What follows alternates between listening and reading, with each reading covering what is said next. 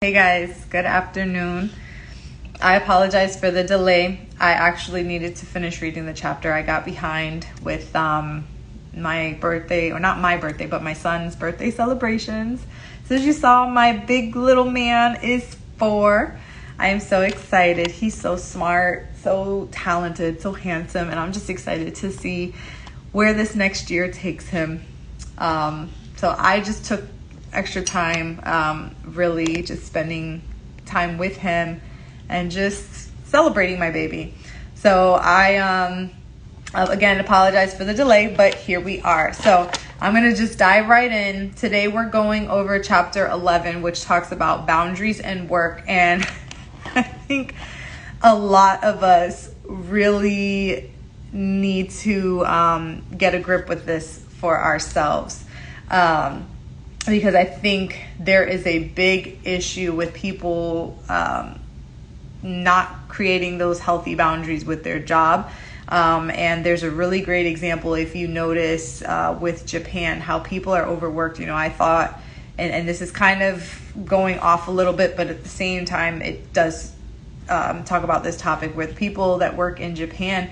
They are known to just fall asleep on the curb, on the sidewalk, on a bench, and that's considered normal because people are just so overworked. So that's something, little not fun fact, but it's a fact. If no one has heard of it, just check it out for yourself. So I'm going to start off here. It talks about that work was always a part of God's plan. When he created Adam and Eve, their job was to tend to Eden. And, we all know that the Great Fall happened there, but it was always God's plan from the beginning for them to work. Adam's job was to name all the animals and have dominion over the garden. And Eve's job was to be Adam's helpmate with the garden. And we already know that the serpent came in and deceived Eve, and, everything that we know today is because of that sin.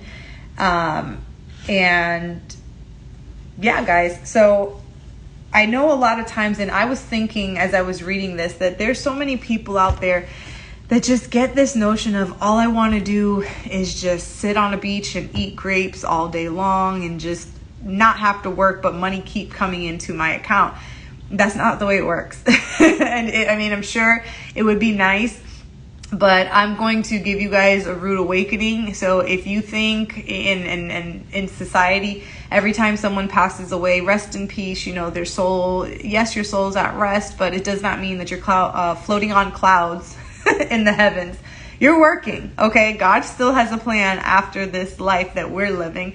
When we go back home, we're going to be working. It's just not going to be the same experience that we have here. It's going to be much better. We're not going to get tired. We're going to love what we do. It's going to be full enjoyment. It's different. And it's in Revelations. For those of you that are like, what are you talking about? Go read Revelations and get, the revelation for yourself. But so, when we think about work, God has roles, and through the different roles that he has, and for the different roles that we have in our lives, God, he wants to develop our character. So some of us know that there's always a chain that you could be, I'm at the bottom of the totem pole, and then you've got the managers and the supervisors and the COO, the CEO, and, so there's that whole chain of command. But through each step, God wants us to work on our character as we go through. So there were 9 problems. Let me make sure it was 9. There were 9 problems listed about boundaries and work. And the first problem is getting saddled with another person's responsibility. So when you think about your job, and I'll think about jobs that I have, please forgive me, and jobs that I know other people have, and there's always a complaint about having to pick up on someone else's slack. So they gave an example about Hannah and Jack, where Hannah was always helping Jack because Jack was just very irresponsible with certain things. So she made sure she was doing her job and Jack's job, but then she was always angry at Jack and someone had told her, well, you need to stop doing his job. And Hannah's fear was that Jack is going to be upset with her, and her friend had to reassure her that let him be mad at you, because at the end of the day, that's his job. It's not your job to do his job. So eventually she stopped. She started setting up boundaries with Jack, and Jack, was upset, and, things started falling apart. But the bosses and other people started to realize it wasn't Hannah. This is Jack. Jack was responsible for this. So it forced Jack to be more responsible with his assignments and to, respect Hannah's boundaries. And I'm sure a lot of us, especially people that you consider yourself or you identify yourself with being a doormat, that people just expect that, oh, well, you're nice, so you'll go ahead and you'll do this for me.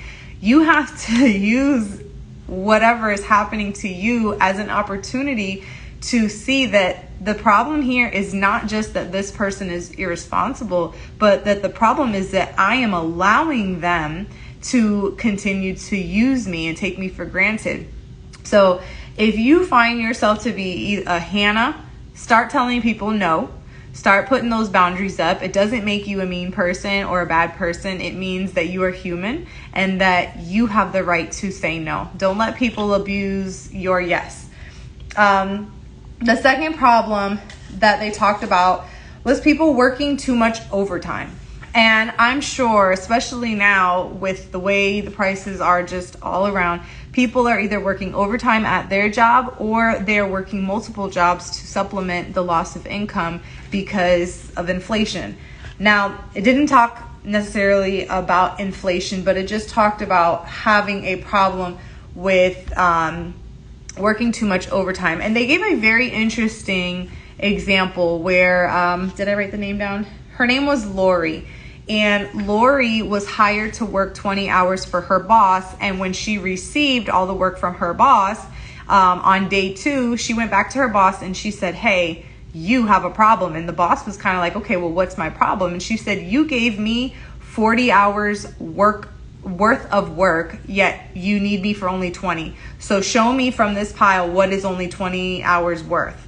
And I thought that was bold. I thought that was not courageous, but very self-respecting, because she noticed that, hey, I want to help her, but I'm only being paid for this and I deserve to be paid. If not, then you're going to have to hire more help or hire me for more help. And I feel like a lot of us don't necessarily do that. We get so accustomed to, well, now my job is demanding that I complete all these other projects and get all these other things that they need done for their company. It's falling on me, and now I'm having to take this work home, or I'm having to, cut or cancel my plans for whatever to get this done, when in reality, I should not be having to work this overtime. And now it talked about here that there were 4 things, some suggestions that you may take if you find yourself in this situation. And the first one, obviously, set boundaries on your work. Decide how much overtime you are willing to do, and just realize that some overtime during seasonal crunches may be expected of you. So I know, like, when I was at my former job, we had seasons where we know that, hey, summertime is crazy. We're going to be busting out 60-hour weeks because that's the time when kids are off from school, and that's when all the tournaments happen. So it was, normal that we're working all these hours. However, to be working all those hours in slow seasons, it's hey, there needs to be boundaries. The next one was review your job description if one exists. And right now what's coming to mind is one of my mentors. She works from home. She loves her job. However, her job is now placing multiple other duties on her. I don't know if it actually fits her job description or not, but she's being required to do much more because I guess someone's stepping down or something like that. But in that case, review your job description, have the talk with your supervisor. And I'm not telling her, but I'm just saying that if you find yourself to identify with this issue, to read the job description, talk with your supervisors, and see, hey, what is it that we are going to do to accommodate the job description or talk about possibly an increase. Because if you're going to ask me to do a lot more work and the job description has not changed, then I need more compensation. So that's something to keep in the back of your mind. Number 3 says, make a list of the tasks you need to complete in the next month. Make a copy of the list and assign your own priority to each item. Indicate on this list any tasks that are not part of your job description.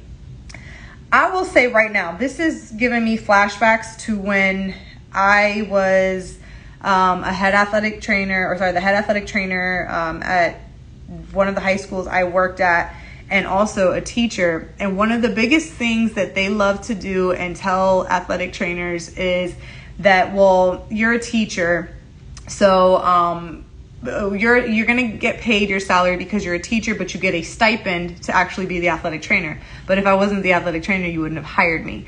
So that was issue number 1.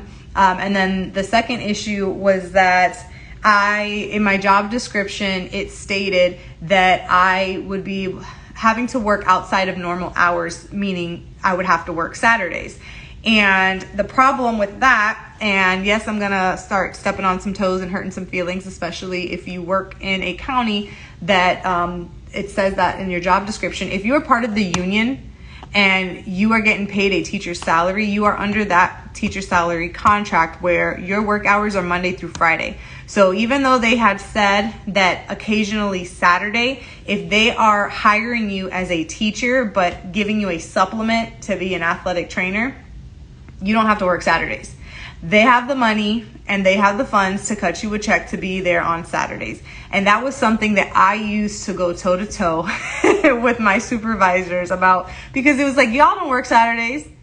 And if you do, you guys are getting money. So here I am as a teacher and head athletic trainer. I don't have an assistant, and you want me to work all these hours and to be available to you guys to call me and text me whenever you want on my personal cell phone? No.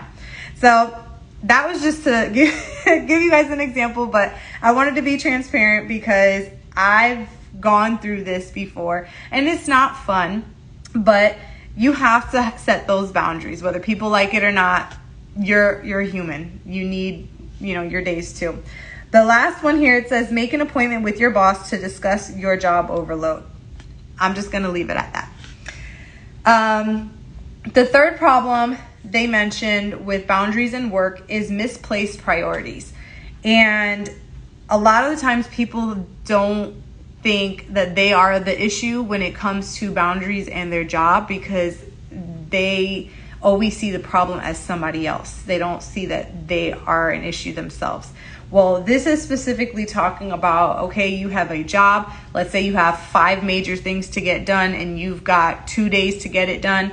What is the priority of those 5 things? Is there something that's going to take you 3 hours versus, this is 10 minutes, this is 10 minutes, and then you get sidetracked if you decide to do the least important things. So this talked about setting limits on yourself, and I wanted to read a paragraph to you guys. It says here, effective workers do 2 things. They strive to do excellent work, and they spend their time on the most important things. Many people do excellent work but allow themselves to get sidetracked by unimportant things, and they may do unimportant things very well. And I'm just going to chime in real quick and say a lot of sidetracked items is being on social media while at work. And I will say that I'm guilty of that. A lot of people are guilty of that. Or, if you're supposed to be reading something or doing research and you find that the ads are popping up on the side and you start clicking along with the ads, and the next thing you know, 15, 20 minutes, an hour or 2 tops or whatever, flies by and you haven't even gotten something done because you've been clicking on all the ads that pop up. So then it says they feel they are doing a great job, but their boss is upset because essential goals are not being met. They feel unappreciated and resentful because they have put so much effort. They were working hard, but they weren't placing boundaries on what they allowed to take up their time, and the really important things did not get their attention. So again, create your list, prioritize what is most important, get that done first, and then weave your way through your list. Excuse me. Let's see.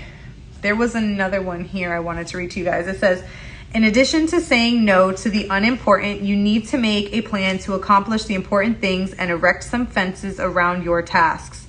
Realize your limits and make sure you do not allow work to control your life. Having limits will force you to prioritize. If you make a commitment to spend only so many hours a week on work, you will spend those hours more wisely. If you think your time is limitless, you may say yes to everything. Say yes to the best, and sometimes you may need to say no to the good. So what's popping up right now in my spirit is that there's so many different tools out there. A lot of people, if you're a techie or you prefer to have a computer upload a calendar with all the time slots, and you can stick by that, you can color code it, you can write things down if you're better at writing down stuff in a journal. And I will say this too, you retain more information and actually accomplish more when you have a handheld item, because you are forcing yourself to write the schedule, you're reading it, and if you have that touch, you're not sitting here touching your computer or flipping through pages on your computer. You're doing that with a physical book. So I will just say, obviously you can see where my preference is, but you can color code it obviously on the computer. You can use different color markers, color pencils, whatever, if you decide to write it down. But find a system that works for you. And if you need to find yourself time slots, all right, I'm giving myself from 5 a.m. to 6 a.m. This is worship time. This is time for me to spend in the prayer closet. From 6 to 7, I'm going to get my morning started. I'm going to start brewing coffee, make breakfast, whatever. And just make it very strict and see how it works for you, and start making adjustments that will better help your situation. The next thing mentioned here, or sorry, no. I wanted to make mention of this because this is discussed in the Bible. So for those of you that are kind of wondering, like, where's the biblical relationship between this? Jethro and Moses. So for those of you that don't know, Jethro was Moses' father-in-law. And Jethro pointed out to Moses that, you're doing too much for the people of Israel because they're relying on you to just give them a word instead of, them trying to build their own relationship too. So the work is too heavy for you and you can't do it alone. So he was basically trying to tell Moses that you have to set limitations to how much you are doing for everybody else. You're not their savior. The fourth problem is difficult coworkers. And I'm more than sure we all have experienced difficult coworkers. I know I've had a few from time to time, and I'm not gonna go off about them because I'm sure at one point I might have been the difficult coworker. But I did want to read this paragraph to you guys before I go to the next problem. And this one says, you need to remember the law of power. And this is talking about, okay, obviously I have a difficult coworker. You only have the power to change yourself. You cannot change another person. You must see yourself, not the other person, as the problem. To see another person as the problem to be fixed is to give that person power over you and your well-being. Because you cannot change another person, you are out of control. The real problem lies in how you are relating to the problem person. You are the one in pain, and only you have the power to fix it. Only worry about yourself, guys. Control what you can control. This is why when you have a difficult coworker, if you have to say something, okay, but don't keep the stress of, oh, they didn't do this or they should have done this, and oh my gosh, they. Keyword here is coworker. You're not the supervisor. They're your coworker. Focus on you. And write it down. If you notice, this person did this today, keep a documentation for you. So if ever you get questioned by your supervisor, hey, these are my concerns. This is my documentation. And then move on. Problem number 5 is critical attitudes. The person who is super critical. We all know one. I used to be that person, okay? You're never going to win over this person. You can potentially provoke yourself to anger by trying to fix them. Again, going back to, you can't change people. You can't you cannot, Lord help me. You can't change another person. So the biggest thing that I took from this is to pretty much separate yourself. Not every battle or problem that comes up is for you to take charge. Leave it alone. Leave them alone. Set up that boundary where if it's someone you have to work with, let them know that, hey, if you're going to be like this, you do what you got to do. I'm going to do what I have to do. And you're not going to talk to me until you learn to respect my boundary or whatever the case is. But separate yourself from them. Okay? Problem number 6 is conflicts with authority. This is a very good one because this one you will experience transference. And a lot of times people that have problems with authority, whatever that person in authority may be telling them might trigger something that they've dealt with in their past. So for example, if you find yourself, let's just say for me, let's say I have a problem with my boss. My boss is just, upsetting me, always asking me to do something that they need to be doing, or, the way that they ask me or the way that they treat me is, making me think of my problems with my parents. And then I start acting out the way that they're reminding me. So I'm now acting like a child at work because my boss is reminding me of the parents that never showed me any respect. And I'm just giving an example. I'm not saying this is my situation. So I had a thought when I was reading this, and I thought back to, we act the age that we were at the time that we were once really hurt, and we never heal from that until we figure out, okay, this was the problem. So I just wanted to say, if you find yourself in this situation where you are acting like a child with your supervisor, think back to, okay, what did my parents or legal guardian or whoever it was that is, who is it that they are reminding me of? And what age was I? Because there's some growth that you need to have happen in your life so you can break free from that trauma, from that hurt, get the healing you need, and then start acting more age appropriate. Problem number 7 is expecting too much of work.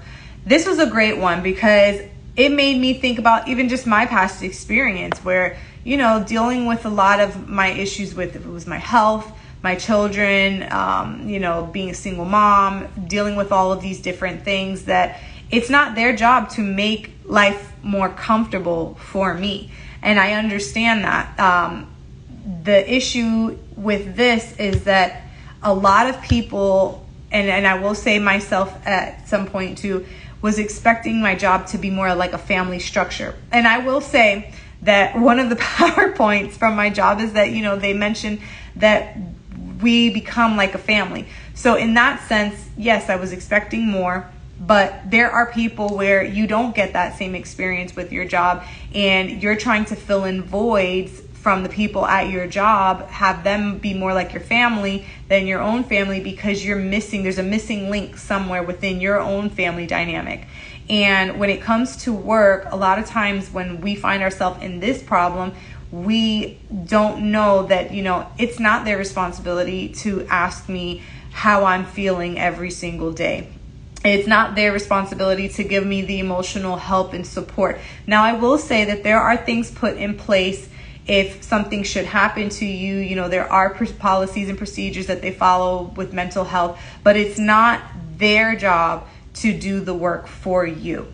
So keep that in mind and find a way that you can find the emotional support and help that you need outside of work. Some jobs, I'll say right now, that they have part of their EAP where you can get 5 free sessions to sit with a counselor. Now that's wonderful to have, but just know that after that 5, it's now on you to figure out how you're going to get the rest of the counseling sessions you need. It's not your job's responsibility to provide that to you. They got you started.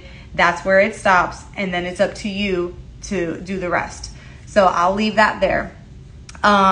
Problem number 8, taking work-related stress home.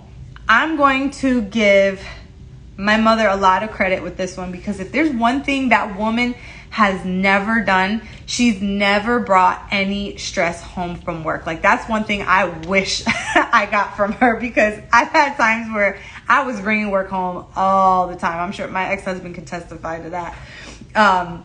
But she was fantastic with it. You know, there was times when, Mommy, are you okay? Did you have a hard day? Yes, I had a hard day. And then in due season, she would open up because we had a conversation about it, but she never brought it home. My dad is another story. That's where I get it from.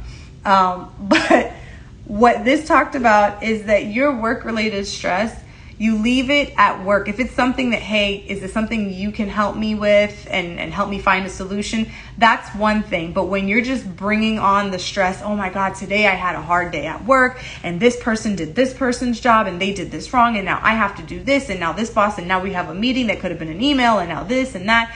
And it's just complaint after complaint after complaint. And this is something you do day in and day out. And this is the majority of your conversation when you're supposed to be sitting on the couch relaxing, or when you're cooking the family meal, or when you're sitting to enjoy the family meal, or when you're trying to get ready for bed. Like, it just consumes you. And what it eventually does is it consumes the people around you. And now you're ruining the relationships with people that, you know, you should have a meaningful relationship with.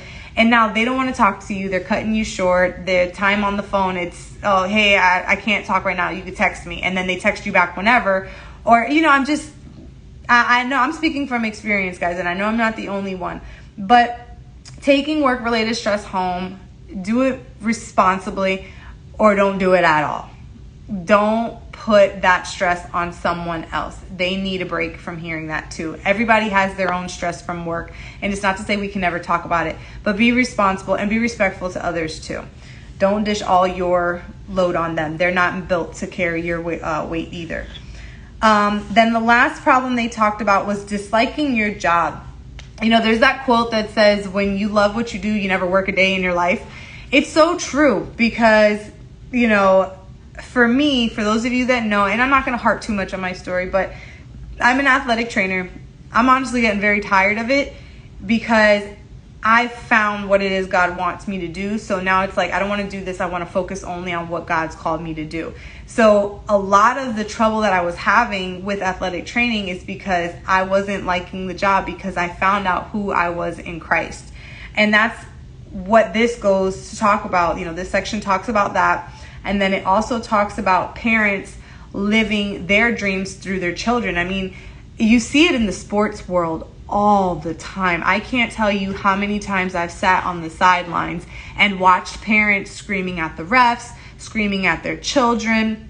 And the biggest sports that they do that with, it's soccer and it's youth football. And it's so disgusting because the language that is used for, you know, towards the children, especially in youth football, it's like everybody had the dream to go to the NFL. Everybody knows how to, you know, run the plays better than the coach, than this person, than that person.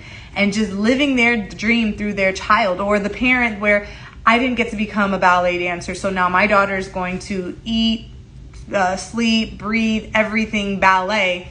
And then eventually they don't want to do it anymore. So it talked about here how a pastor, he never really wanted to be a pastor, but that was his mother's dream, and he did it for a while and he resented it. He wasn't happy. So if you find yourself in that situation, parents, I'm going to tell you right now, not everybody is meant to be in the pros with sports. You have to be very realistic about the expectation of the sport, your child's limitations and their love for it, and the reality of if they're even, and I hate that this is going to sound mean, if they're even good enough to play at that level. It's just the reality of it. Not everybody is going to be a superstar, and that's fine. But don't live your dreams through your kids. Let them figure out what it is that they love and that they feel that this is where I need to be. The one thing that you can do is lead them towards Christ so that Christ can reveal to them what their purpose is. That way, when they do the job that they end up doing here on earth that they love, they're not going to have any resentment towards you, and they're not going to have any of the problems that come with disliking your job. They're going to be happier to go to work, even if it was a hard day. I did want to read this last bit to you guys. It's on page 208, and it says here, finding your life's work. Finding the kind of work that fits your strengths and passions involves taking risks. First, you need to firmly establish your identity, separating yourself from those who are attached to and following your desires. You must take ownership of how you feel, how you think, and what you want. You must assess your talents and limitations, and then you must begin to step out as God leads you. For God wants you to discover and use your gifts to his glory. He asks only that you include him in the process. Take delight in the Lord, and he will give you the desires of your heart. Commit your way to the Lord, trust in him, and he will do this. That comes from Psalms chapter 37, verses 4 and 5. God also, however, calls you to be accountable for what you do. Follow the ways of your heart and whatever your eyes see, but know that for all these things God will bring you into judgment. Ecclesiastes 11, verse 9. As you develop your talents, look at your work as a partnership between you and God. He has given you gifts, and he wants you to develop them. Commit your way to the Lord, and you will find your work identity. Ask him to help. So guys, I loved that chapter. For me, it was clarification that, Jessica, if any of you know me or have seen me, I keep an agenda. I've had an agenda for as long as I can remember. I color-coded. I haven't done that in a while, but you will know exactly what I was doing 2 years ago on this day at this time if I wrote it down. Like, I write down every appointment, everything. If there's a conversation where I'm like, I'm going to use that in court one day, you better believe it's written down.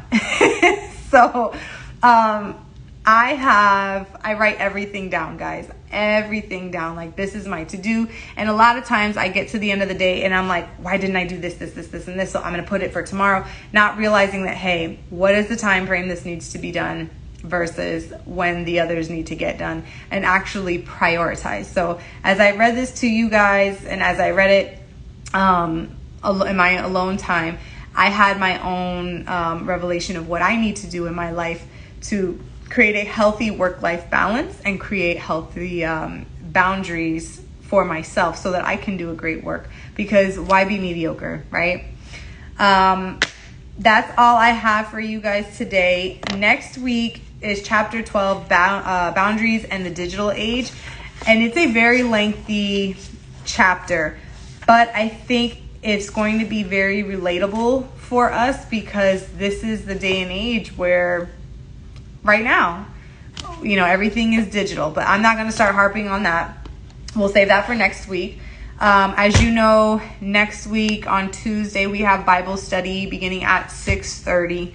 And we're going to be talking about the 6th fruit of the Spirit. There's 9. So if you have not already, go and download the free ebook devotional on my website. All I ask for is your name and your email. That's it. So I can send it to you guys. And I pray that as you read through it, that you take the time to take the words that I say back to God and ask him to reveal things to you. Don't just take my word for this is all God showed me and my word is the gospel. No, take it back to God, get your own revelation of it, and see what he has, if there's more he wants to reveal to you. But it's put there to help you with your relationship with him. If you guys have any questions, I'm always happy to help you. I love you guys. God bless you. Have a wonderful Thursday, and I will talk with you soon. Take care.